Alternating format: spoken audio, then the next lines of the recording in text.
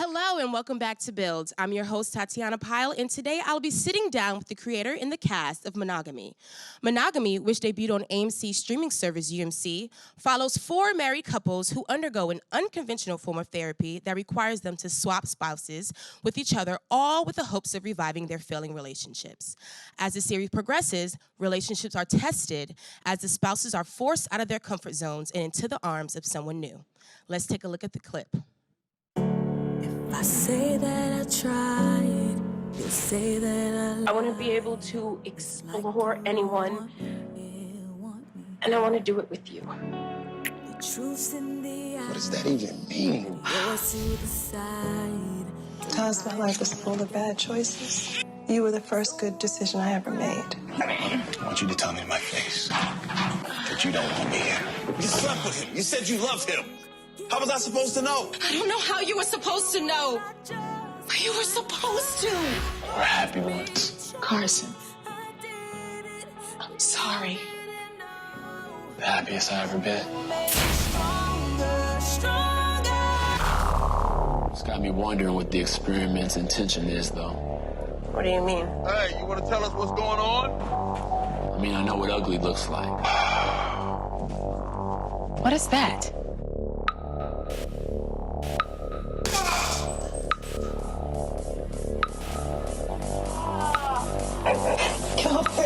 Got me. Don't say that to me. Don't tell me you got me. Yeah, don't tell me you got me.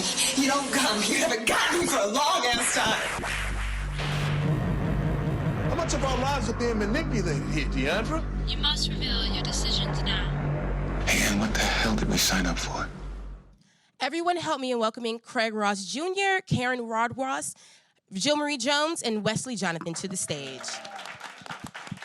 Hello, how are you guys doing today? Awesome. How are you? Good. Congratulations on the second season of the series. It was incredible. I told you guys already, but I binged it. It was great. How are you feeling? This is the second season. You guys are into the swing of it. The storyline is developing. How has the experience been for you guys? It's been great for me. I mean, it's wonderful to just see your stuff out there and people, relate to it and have a good time with it. And I just think it's a dream come true. Absolutely. It's exciting. We have an amazing cast. Our writers and UMC has been wonderful. And it's just a whole family of monogamy people who are dissecting relationships. And it's really exciting.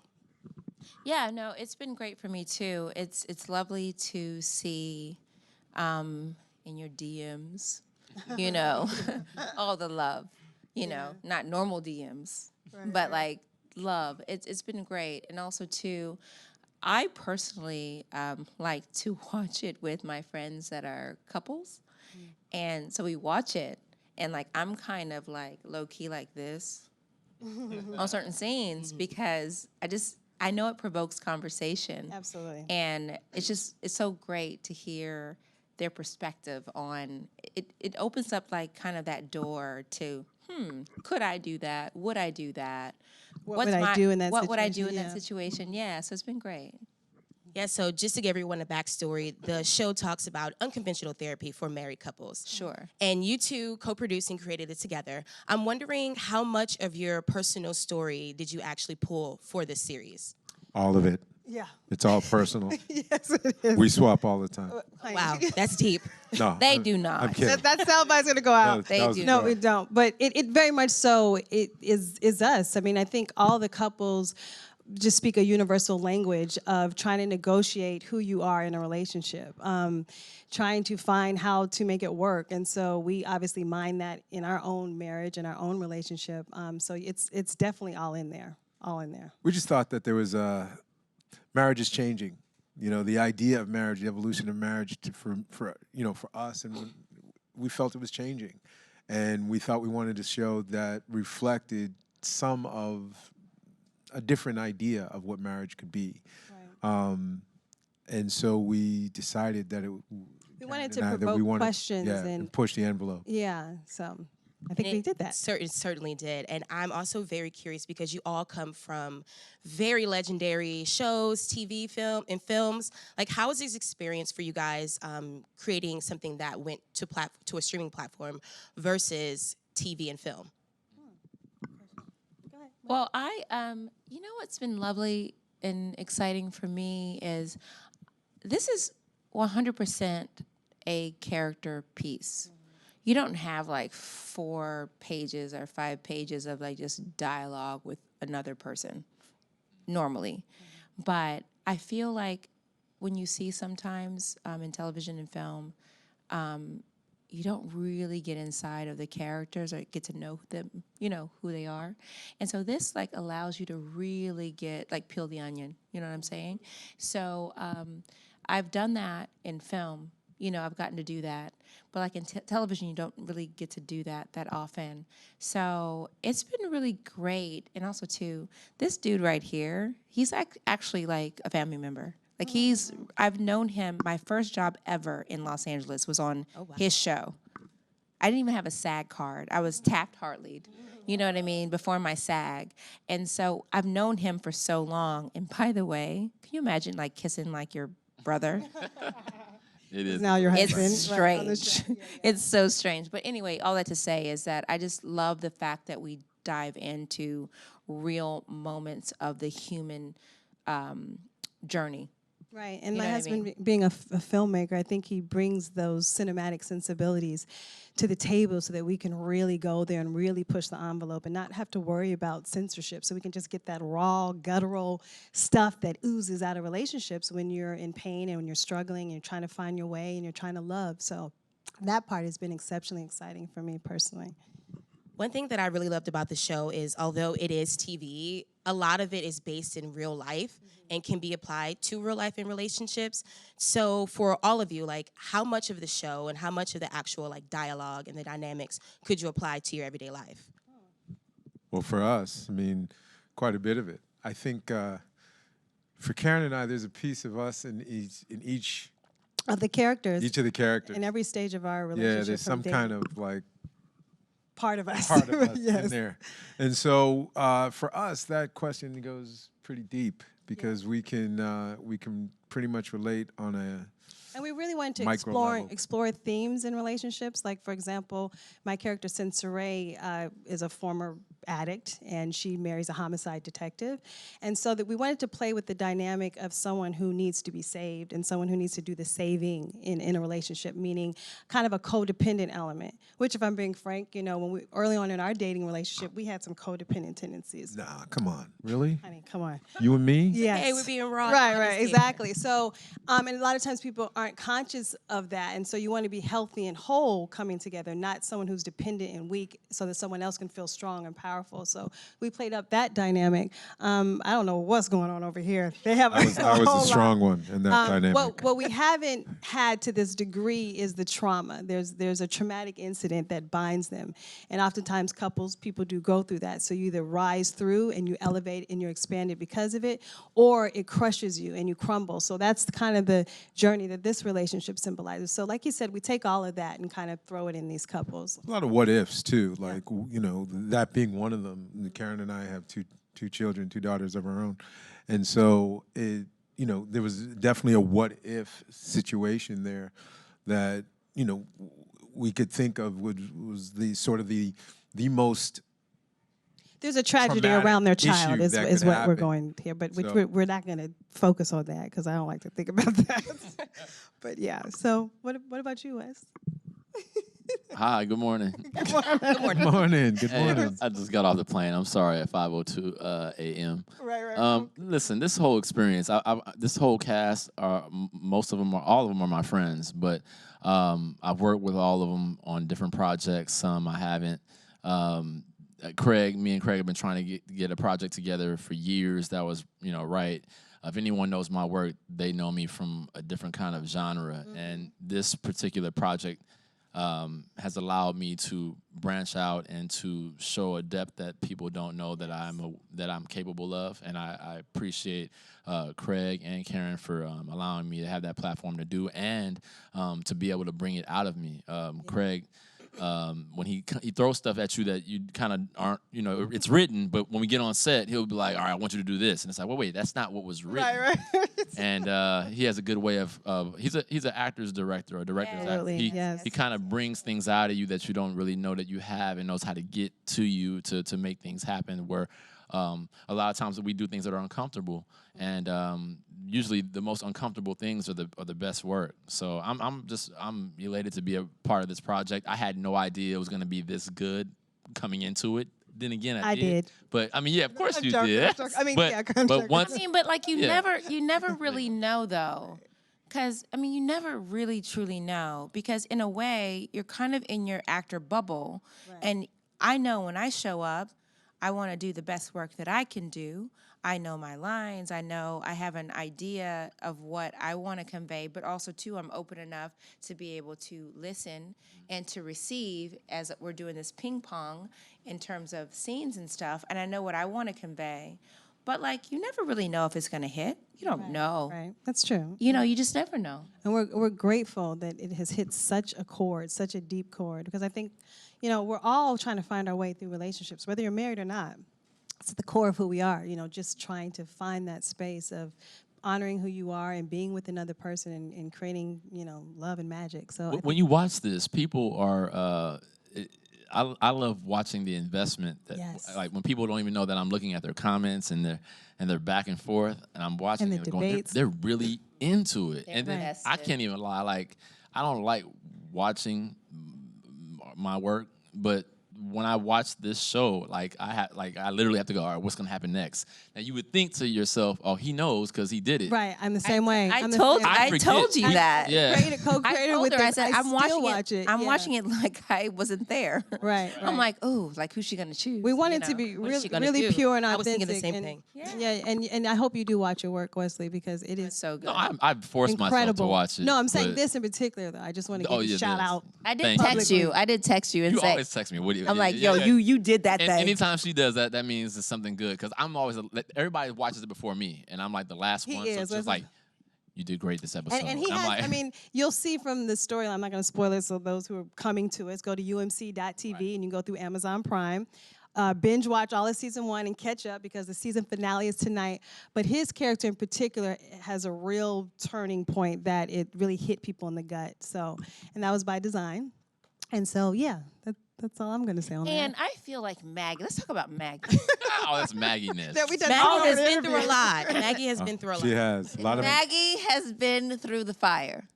Okay, so first season, I'm not going to spoil anything, guys. You have to go and watch. Please watch. But she's kind of been, I call it morality prison, since first season.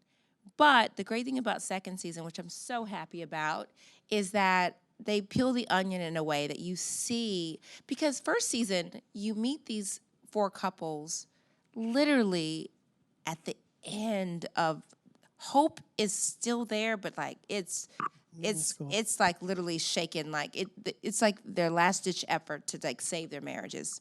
They've done everything. And so second season, you kind of have flashbacks to see what their life was before, because you don't see that in first season. Maggie. Right. So I felt like, listen, there's certain things that Maggie did that I do not think is right, but also, too, we learn things about certain people. Don't be telling the story for those. Right, I just looked at you. That's all I did. I just looked over there. I mean, so maybe you just have some more love in your heart for Mags. Okay, that's all I'm saying. You're good, Jill. Okay. You're not Maggie. I'm not Maggie. I'm Jill Marie. We know how to separate the two characters. Right. We know. But I do, clearly, I love playing crazy characters. Let's be very clear about it. Tony Childs was a hot mess. Let's be very clear. Right. Clearly, I Tony love that. Childs was an icon, okay?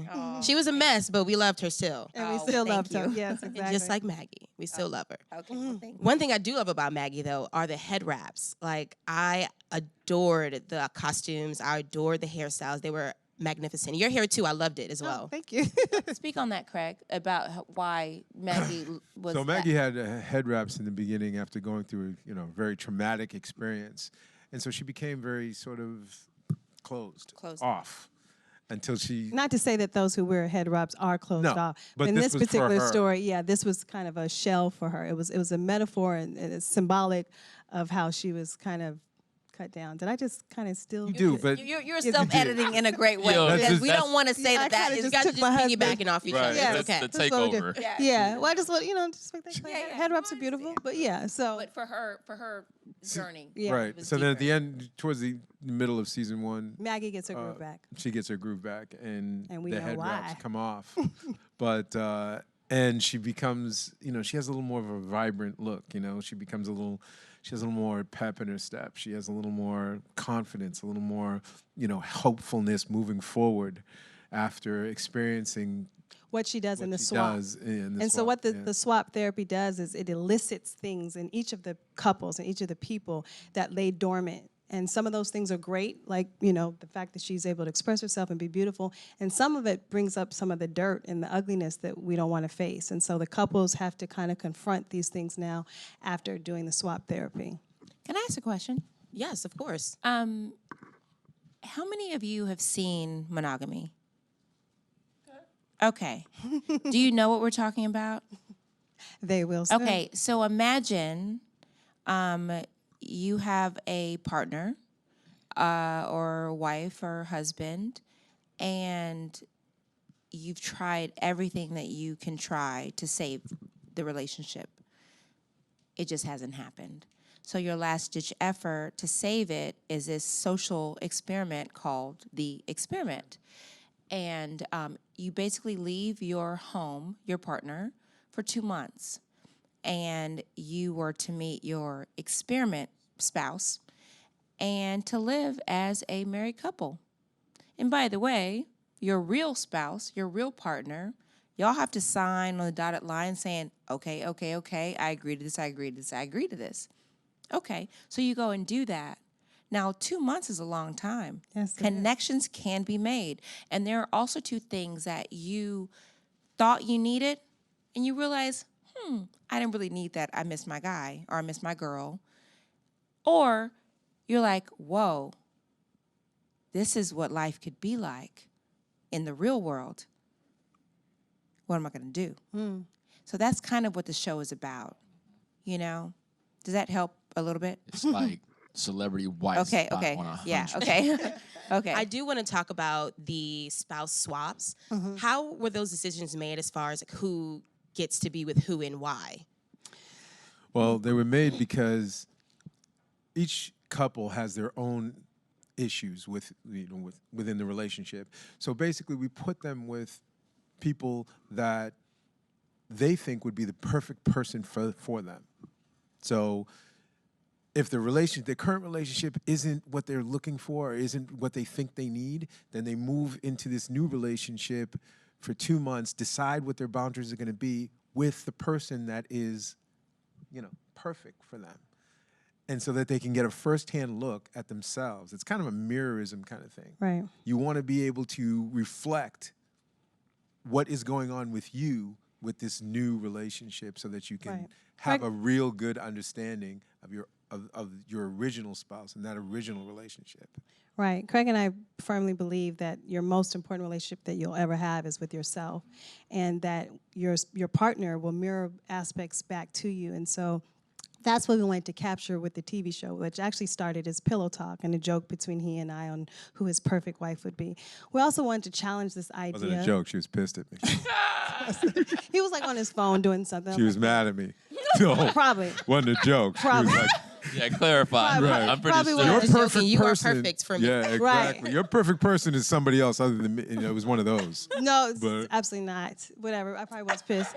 But what I'm saying is we wanted to challenge this idea that there are perfect people and perfect relationships, because I think sometimes we tend to have like this microwavable relationship where they think it's just going to be done in 10 seconds and everything is all good. And that's not the case. Like, it requires pruning and grooming and so forth. And so when we put these people in these specialized environments, they're able to like self-reflect. And that's really what we wanted to kind of put out. And I think why the audience is gravitating towards it, because they see themselves in these couples and these people.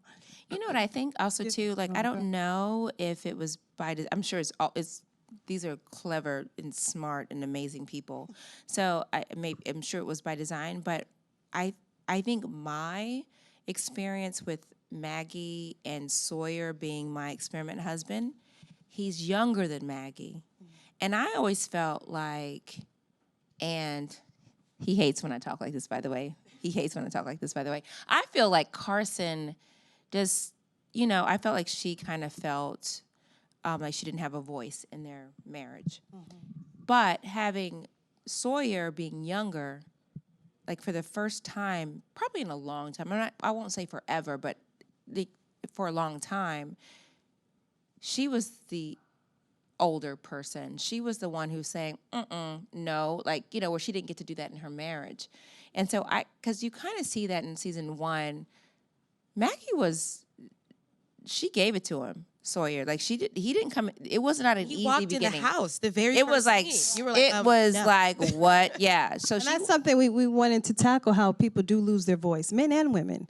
We, during another interview, we're talking about there often isn't a space for people to say what they need and ask for their needs to be met. And Maggie was allowed to do that with Sawyer. With her experimental, because I think in the beginning, she didn't respect Sawyer because she just disregarded him.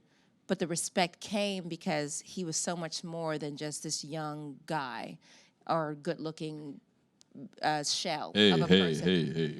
Well, I'm lucky. I got 2 hot guys that I'm like fighting for. But I'm saying, but I think once she got to really know the depths of him and his soul, that is what made it complicated. Because Carson plays like my husband, my real husband. And then this guy, I didn't expect that, Maggie, didn't expect that. And so that's what made it complicated when he was just not this beautiful shell of a person, Right. And another thing, again, I mentioned it earlier, but like the reality of the show itself is just beyond me. It was so realistic, and I think that that's something that maybe it could happen in real life. Would you guys ever consider doing something like that in real life? He talks about it all the time. I would. He says that he would all the time. He talks about it. I'm like, lies. The thing that, go ahead, honey. I'll let you talk. You go ahead. I think we would. I think if we were at where they were, where they had been through the counseling, they had been through therapy, they had been through everything, and it wasn't going to work. There were 5 minutes from divorce, all these people. But there's still hope there, I would. I would definitely take this on. Well, there has to be a we in this because you can't do this by yourself. So. Well, I thought she was asking us individually. But it's not an individual thing; it's a couple thing. Well, but always the we, Craig. Always the we when you're married, Craig. I mean, you do have to do it with your couple, but you have to decide for yourself. Did you just talk about self-reflection and inner understanding of who you are? Yes, but it's a we in this, okay? Okay, so what? She didn't ask we. She asked me. You and I come together, boo. So what am I supposed to say? We're going to huddle first? So listen, she just asked us a question. You're supposed to put the mic down. You can't hear the conversation. I know, Okay, right? so we've had these conversations because Craig, if we were to do this, would want to do it full out. And I had some reservations about that. And the point, like you said, it has to be very clear. Not real reservations. Full out means no boundaries. Yes. Okay, so some couples... We know that's what... Well, I know I think that's what we know. That's what that means. Some couples set rules and they don't cross them. For example, I am a former drug addict, my character, let's be clear. Yeah. And I'm with another guy who's an ex-con. And we choose not to cross that boundary. Now, our spouses are morally upstanding according to society's rules, yet they do. So there's a lot of irony and a lot of, what do you call that? When, people, you expect them to be one way and they're not. So my point is, we would probably...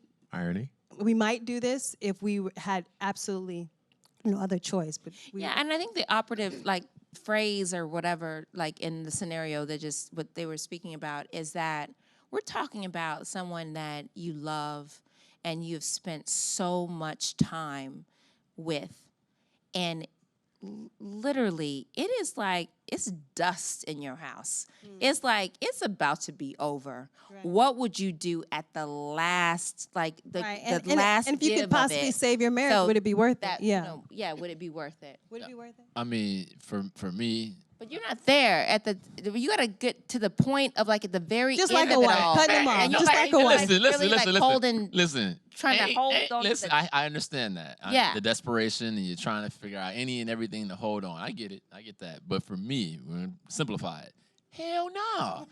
I'm about to let my wife go live with some man for 2 months, and when it's already on its dead last leg. What's the difference? What's the difference between that and you separating and she's going dating other people? And you go date other people, and in that, And then at the end of that, you guys come back we together. dating anybody when it's What at I'm the last saying. leg? Say, but a lot of times I'm saying a people lot do of people separate on the way to separate, yeah. divorce. Oh, they yeah, may yeah. date. So that's what I'm saying. What would be the difference? No, I mean, well, that's not the question. The question is, would I allow my wife And that's to why go he up in there for an represents- experiment for 2 months with some dude when we already like on our way out? And that's legit. And again, this is why it's a great talk piece, because for me, I'm like, if we're already at the tail end. Even if it could possibly save You your would marriage. You'd rather just get separated or divorced than try this one thing. See, I But think why is this one thing going to be the thing that saves it? We Okay, don't but know some it that. did. But But while some we're it saying did. Don't know. no, we're just By a the way, I'm possibility. the only non-married person on the panel.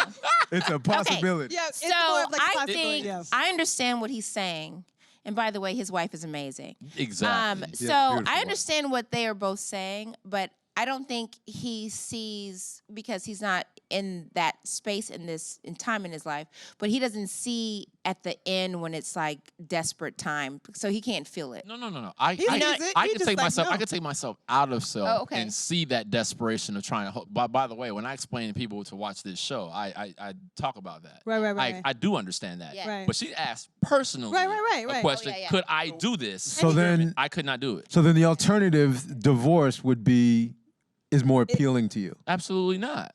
But Okay, that's- so But then why? But why? When you say that, it's like you're saying sir, yeah. you're saying that this experiment is the end. It's all, yeah, it's gonna make it work. I don't think it's going to make it work. I'm not saying it's No, going to it's make it just that work. it I'm saying could. that there's a possibility. That it could. You're saying I'd rather have no possibility than a possibility. See, I I'm not- understand, what he's saying. but I understand what you're saying. But I'm not. But I'm. saying. But 'Cause he's saying the if you're gonna put it that way, Yes. yes. But I don't. Okay, well, that's the way we're Yeah, putting that's it. what Well, he's listen saying. here. That's That's not what the he's question.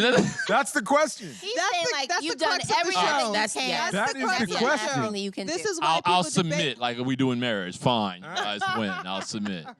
Well, we actually have some audience questions here, Oh, too. yay. Yes. Okay, I guess I'll go first. But, first of all, welcome and congratulations. Thank you. Thank I've you. never seen the show. I sort of have a question that can expand for the whole panel. But first of all, you two are so amazing. I've grown up with the both of you. Sister, smart guy, different world, and Tony Childs. Right. Tony Childs. Child. For 8 seasons. First and foremost, I wanted to ask, knowing that you guys just broke the internet and making the surprise guest role on Blackish, Yay. I died over that. I was just like, oh my gosh! But long story short, how does it feel to be a part of the first visual of woman empowerment and showcasing a duality of womanhood as well as sisterhood with lawyers and doctors and people who have a voice?